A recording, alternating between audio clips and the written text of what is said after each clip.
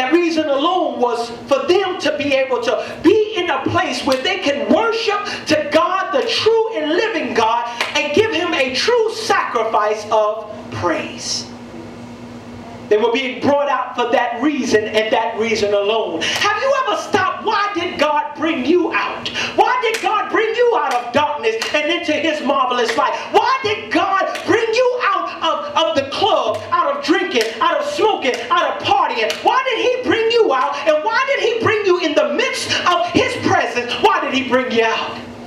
If you don't know, I want you to understand, he brought you out for one reason, and that was to worship him.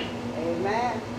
But how many of you know that you cannot worship God with dirty hands? How many of you know you can't lift up your hands to God when your hands are dirty, when your hands are filthy, when your hands are defiled, when your hands are in the midst of corruption? You cannot worship God like that. So what God has to do, he has to cover you with his blood. There has to be a separation between you, because there's no goodness in you. There's no righteousness in you. So he has to cover you. He has to cover you so that when he looks upon you, he sees blood. Yeah.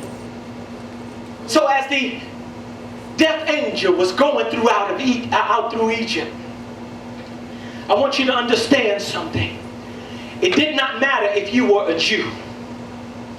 If you did not obey what God told them to do, God told them to cover themselves, cover the doors of their house with the blood. Because he said, when I see the blood, when I see the sacrifice, when I see somebody paid for you, when I see the lamb's blood, the death angel will pass over you.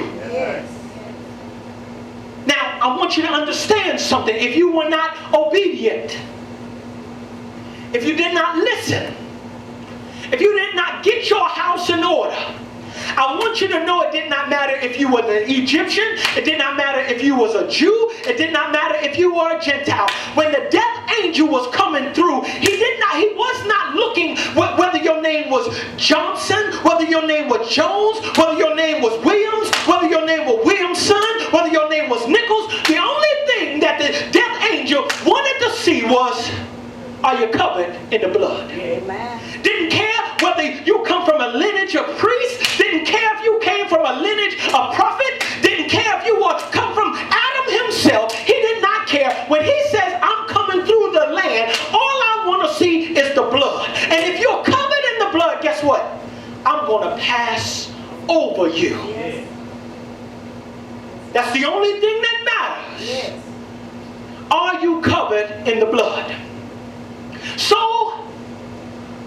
when we look at this text, the death angel was coming through.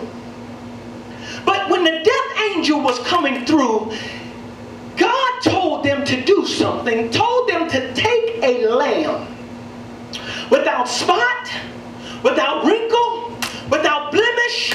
Take a perfectly beautiful lamb, a perfect beautiful lamb, and I want you to sacrifice that lamb. I want you to kill it, and I want you to take that lamb's blood, and I want you to put it over the doorposts of the house. Not only that, I want you to put it on the sides of the house. I want you to put it over so that when I see the blood, I will pass over you.